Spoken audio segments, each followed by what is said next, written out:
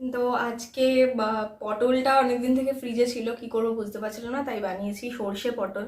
রেসিপিটা তোমরা চলো দেখো, দেখে তোমাদের কেমন লাগে সেটা অবশ্যই জানিও। তো পটলগুলোকে ফার্স্টে ভালো করে ধুয়ে নিতে হবে, ধুয়ে নিয়ে এবার রান্নায় লেগে পড়তে হবে। So let's watch.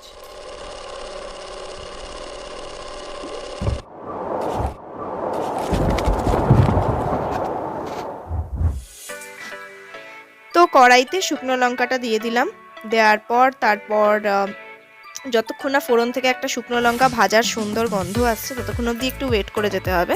তারপর ওই পটলগুলোকে দিয়ে দিতে হবে। পটলটা আমি খোসাটাও ছাড়াতে পারিনি, এতটাই শুকিয়ে গেছিল।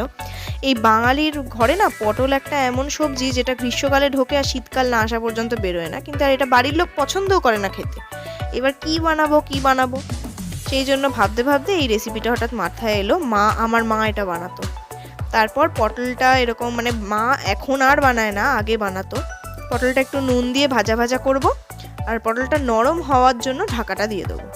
আসলে বাঙালি বাড়িতে পটল পোস্ত টোস্ত অনেক কিছুই হয়, কিন্তু এখন কি বানাবো, ঘরে যা যা আছে তাই দিয়ে বানাতে হবে। তো পটলটা একটু লাল লাল করে ভেজে নিয়ে আমি পটলটাকে একটুখানি মানে যখন অন্তত কালারটা ঠিকঠাক হয়ে আসবে তখনটা তুলে রাখতে হবে। এবার এই যে পেস্টটা দেওয়া আছে না, এই পেস্টটার মধ্যে আছে সর্ষে, পোস্ত আর একটু কাঁচা লঙ্কা, নুন দিয়ে আমি বেটে নিয়েছি।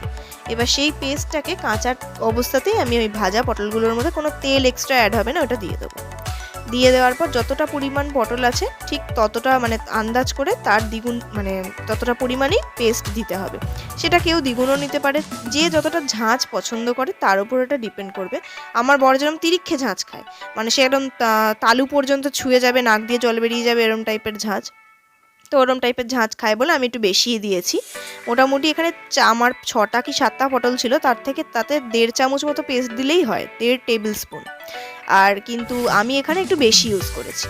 এবারে তার মধ্যে একটু হলুদ দিয়ে দেবো কালারের জন্য। ততক্ষণ পর্যন্ত একটুখানি ভালো করে নাড়তে হবে, যতক্ষণ না ব্যাপারটা একটু মানে একটুখানি হালকা ওই সর্ষের কাঁচাটে ভাবটা যখন একটুখানি চলে যাবে ততক্ষণ নাড়তে হবে।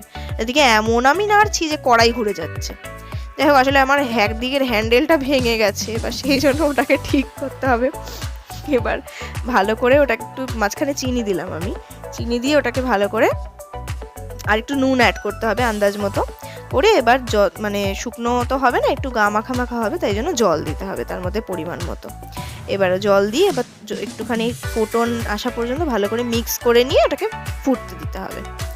এবার আমি যেহেতু হ্যান্ডেলটা ভেঙে গেছে, আমি ধরতে পারছি না বলে একদিকের হ্যান্ডেলটা বাঁ হাতে ধরে আমাকে কাজ করতে হচ্ছে। যাই হোক, ওটাকে দেখি ঠিক করাতে হবে, আর একটা নতুন কয়েকটা ক্রকারি আমায় কিনতেও হবে।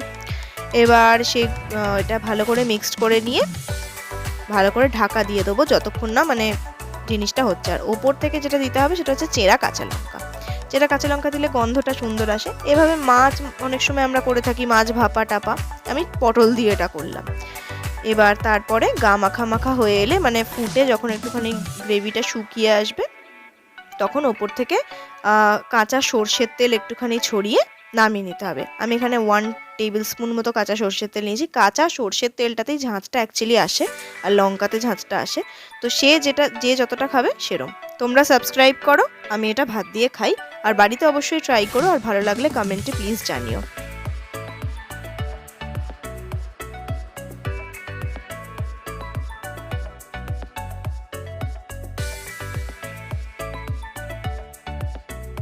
তোমাদের কেমন লাগলো ভিডিওটা অবশ্যই তোমরা জানিও, আর ভালো লাগলে চ্যানেলটাকে প্লিজ সাবস্ক্রাইব করো। বাই।